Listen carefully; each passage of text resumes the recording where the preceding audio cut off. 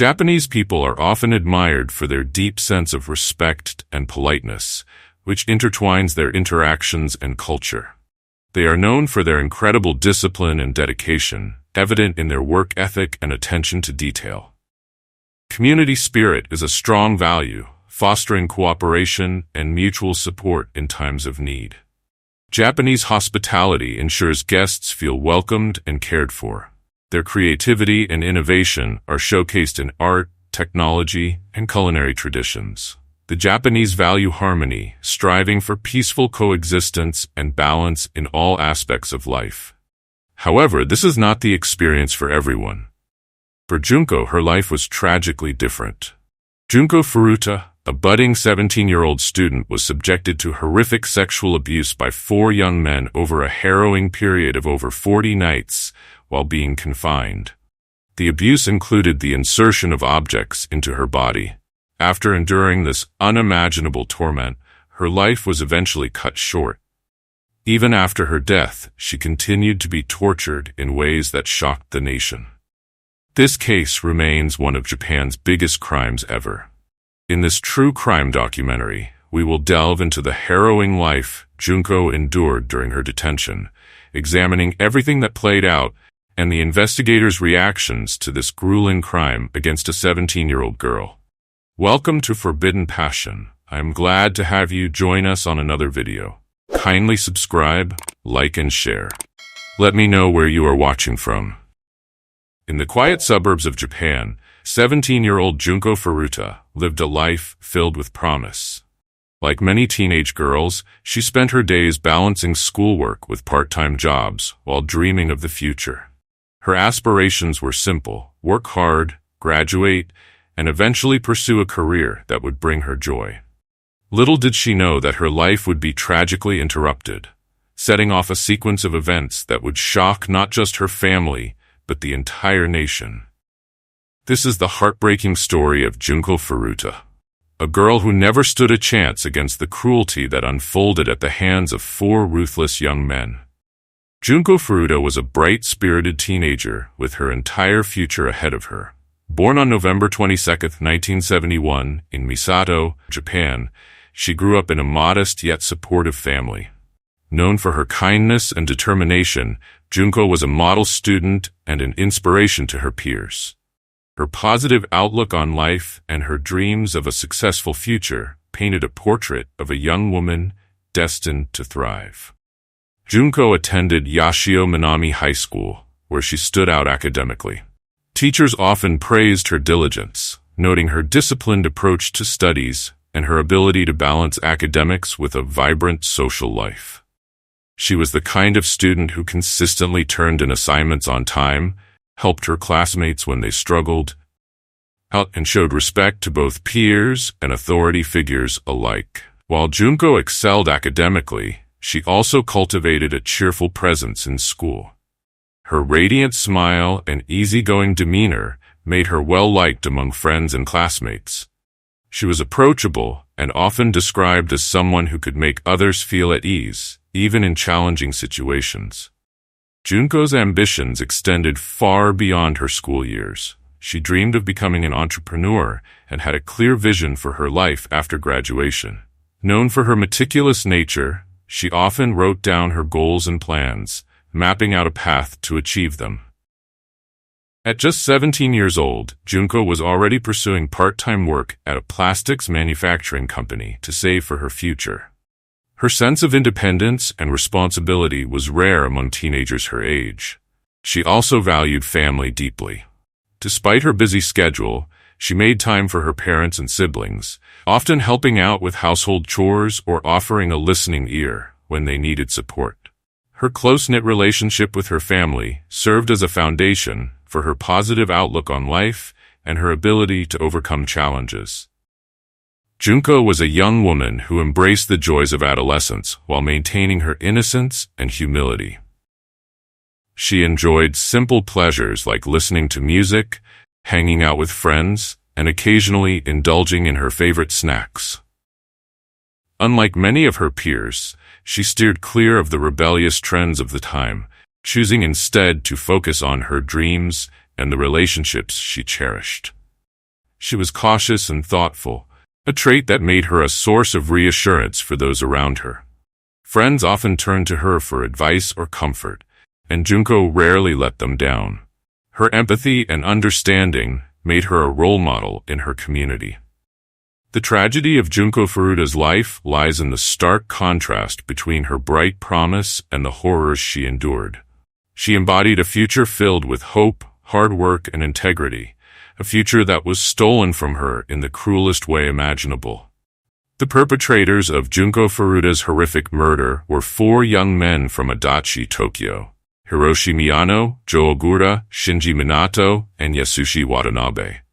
Their lives were marked by delinquency, violence, and early brushes with organized crime. At 18 years old, Hiroshi Miyano was the self-proclaimed leader of the group. Known for his arrogant demeanor and violent tendencies, Miyano was heavily involved in the Chinpira lifestyle, the lowest rung of the Yakuza, a top crime syndicate in Japan. His family's wealth and connections shielded him from the consequences of his actions, allowing his criminal behavior to escalate unchecked. Jo Ogura, aged 17, was the most impulsive and sadistic of the group. Coming from a troubled background, Ogura was known for his violent outbursts and reckless behavior. His criminal activities began early, ranging from theft to assault, and he quickly became a feared figure in his local community.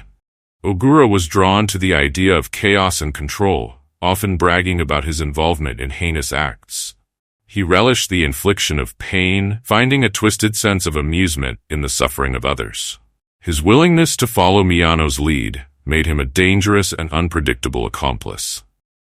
At 16 years old, Shinji Minato was the youngest member of the group and the owner of the house where Junko was held captive. Despite his quieter demeanor, Minato played an active role in the crimes, using his family home as the stage for unspeakable horrors. Minato's relationship with his family was strained. He often directed his frustrations and violence toward them.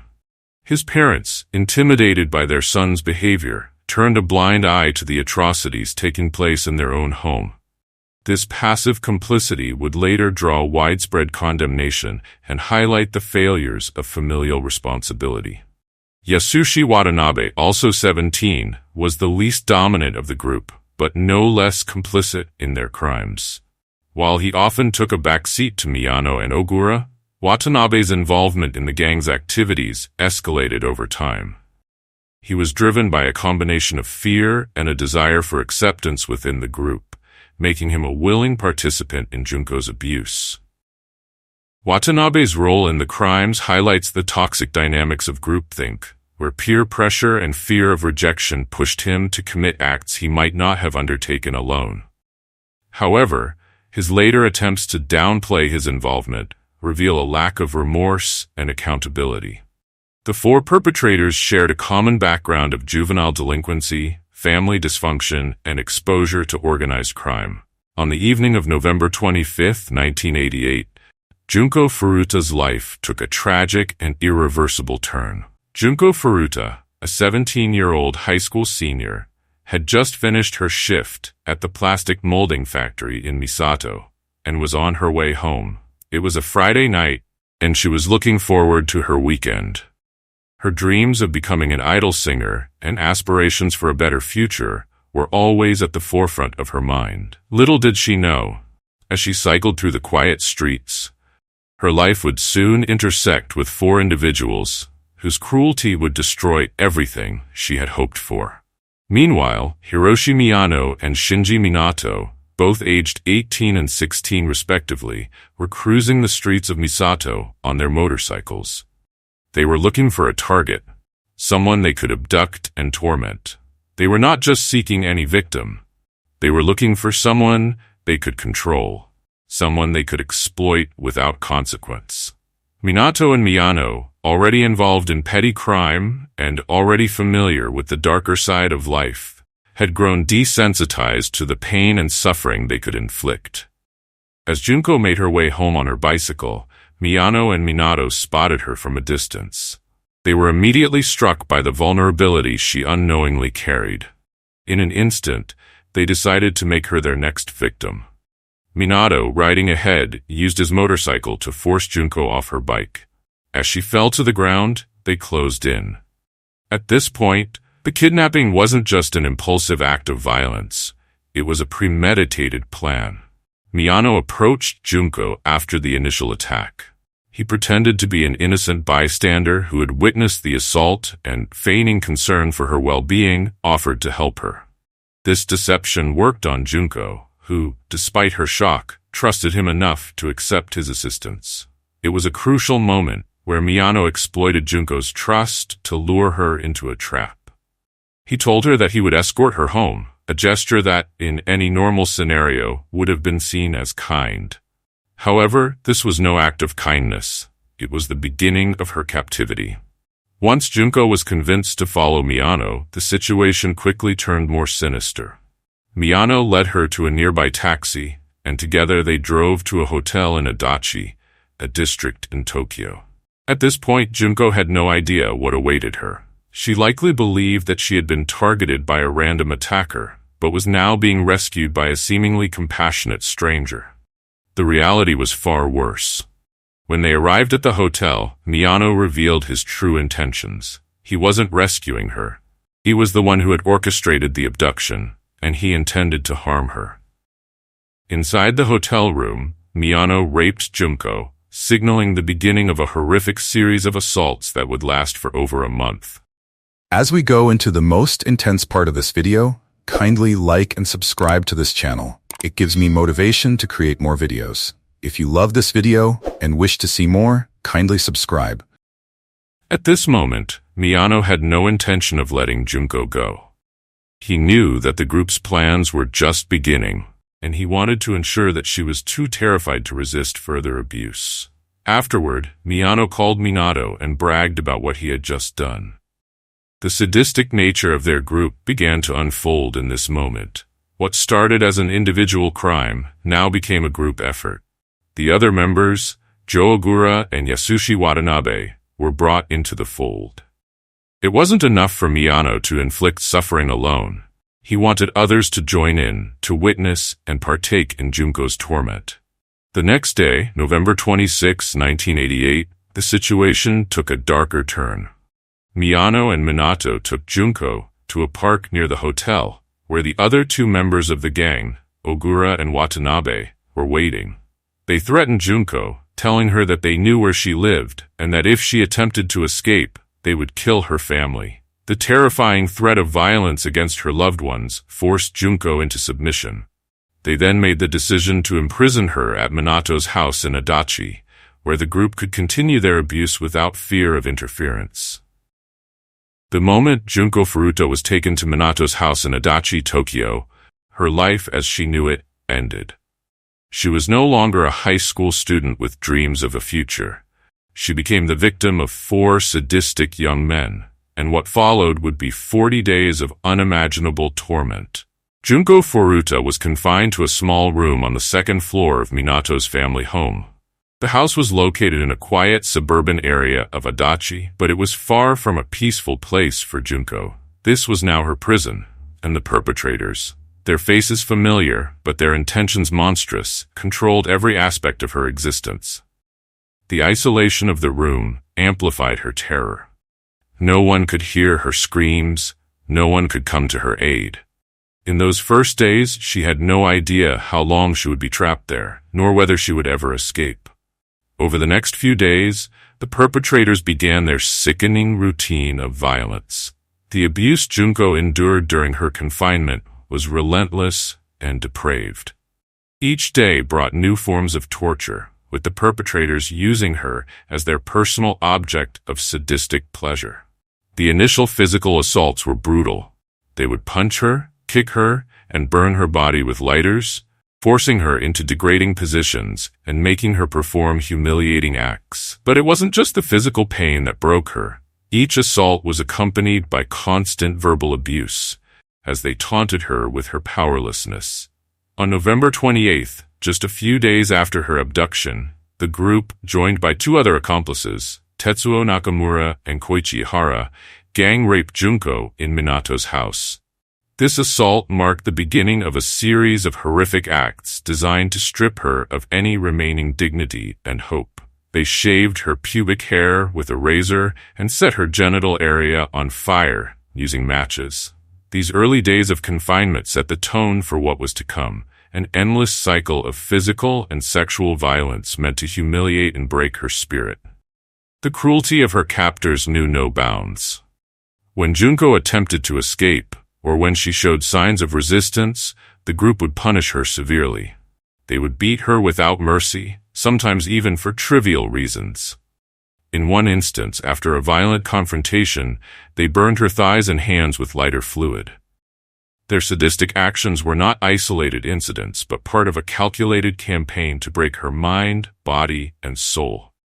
As the days dragged on, Junko's isolation became even more complete. The perpetrators imposed degrading rituals to further strip her of her humanity. One of their preferred forms of torture involved forcing Junko to perform sexual acts in front of them.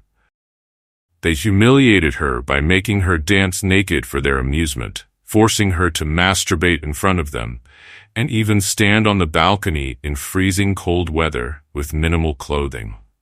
Each act was designed to make her feel powerless and trapped in an unending cycle of abuse. In addition to the physical and sexual violence, the gang forced Junko to ingest toxic substances. They made her drink large quantities of alcohol and other fluids, hoping to degrade her further.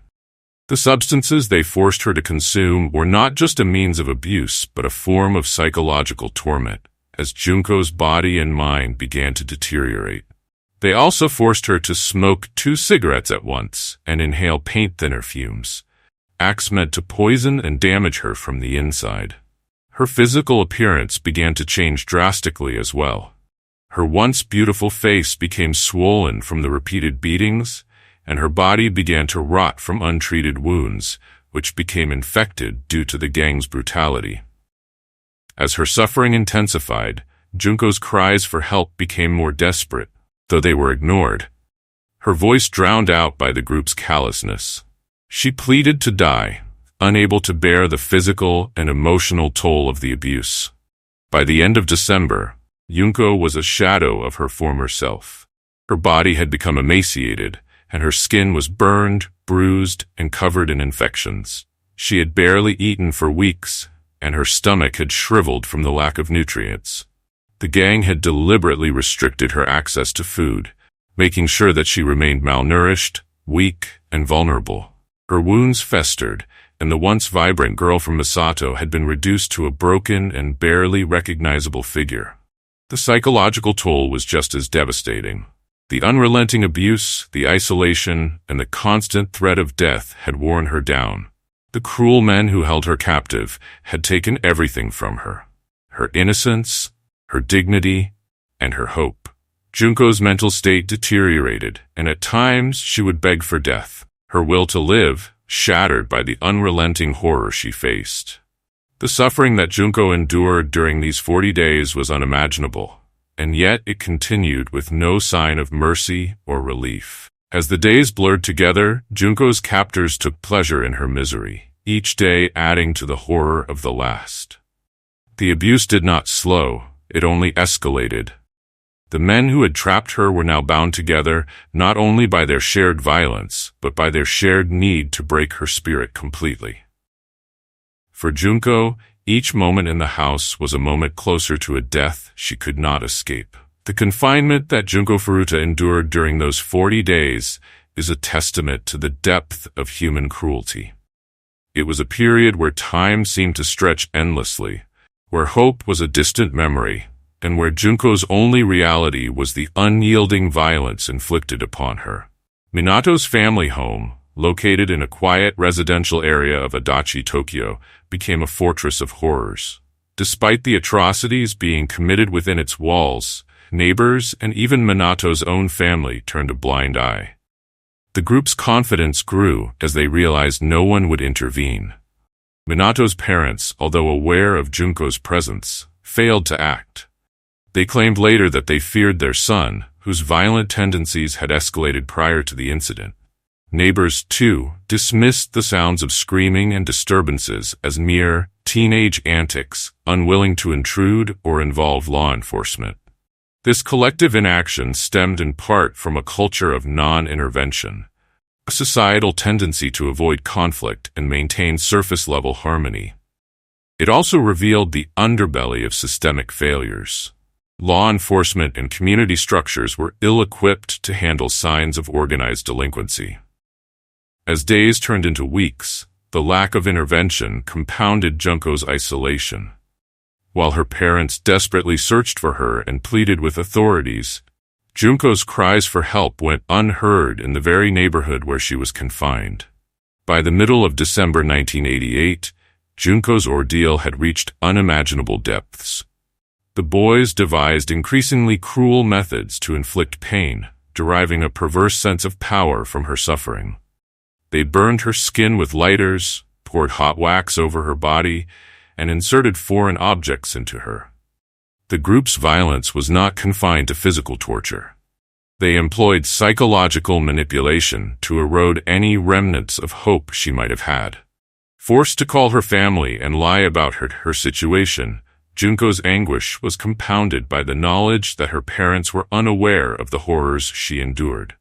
Her physical condition continued to worsen. Junko became unable to eat solid food due to injuries in her mouth and throat.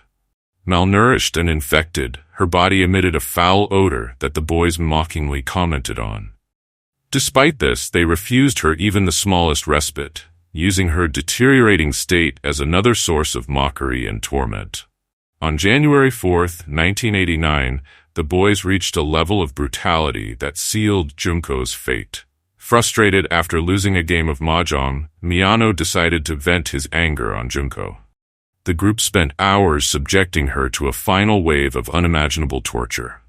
They dripped hot wax on her face, set parts of her body alight, and struck her with heavy objects.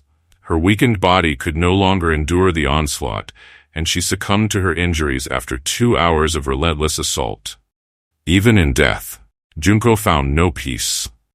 The boys, panicked at the thought of discovery, encased her lifeless body in concrete, sealing her in a drum that was dumped in a vacant space.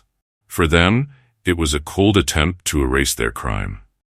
The discovery of Junko's body on March 29, 1989, was a moment that shook Japan.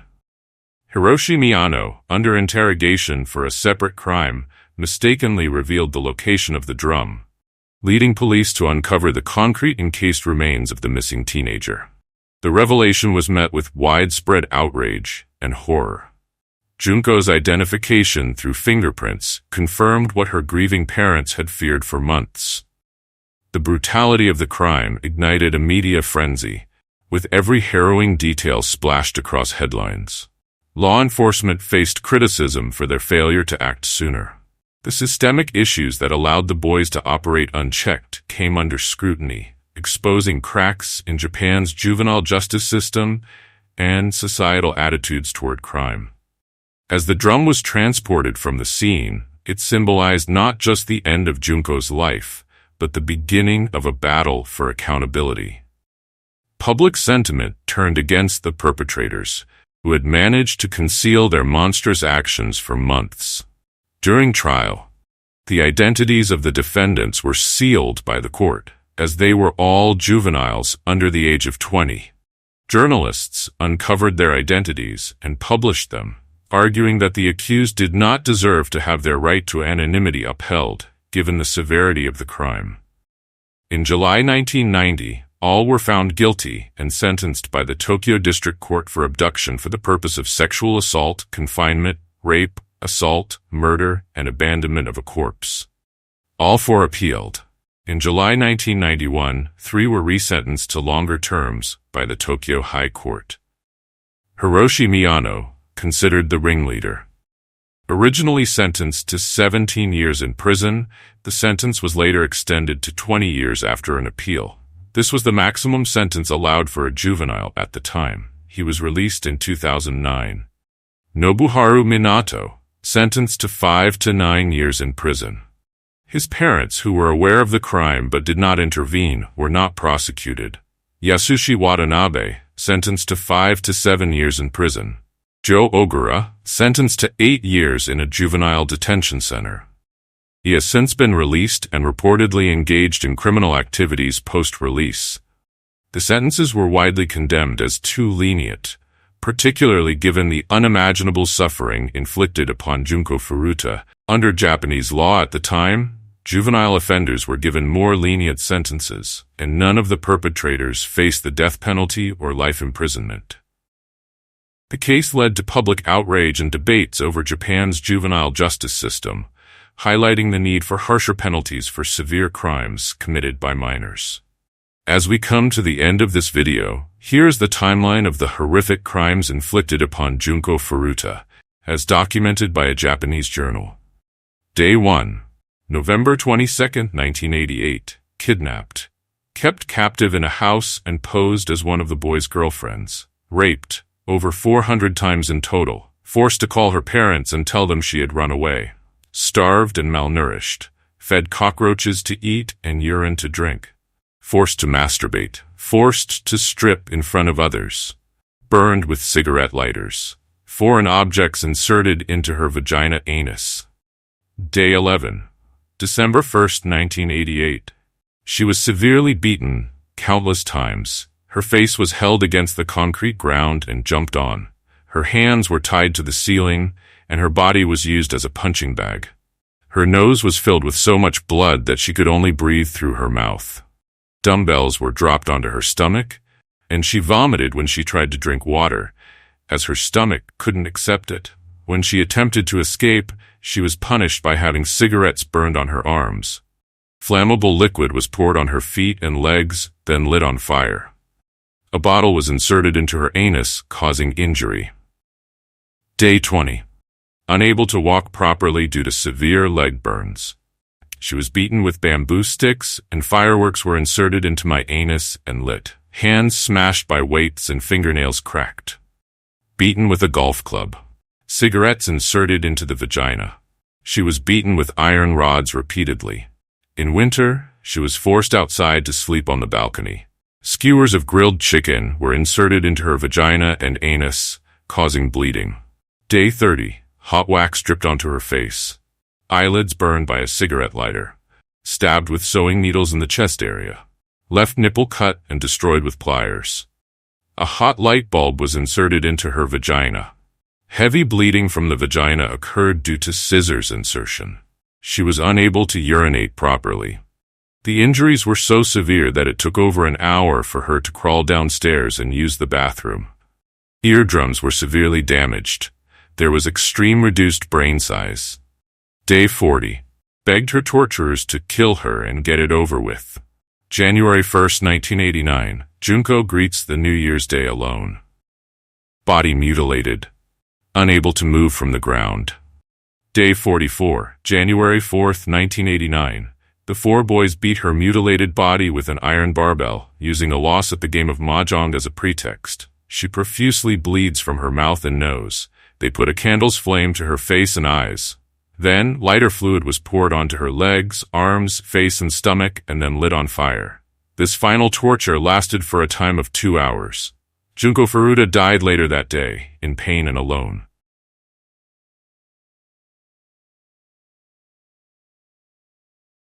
Loved what you saw? Like, subscribe, and turn on notifications to join our growing community. Your support keeps us creating.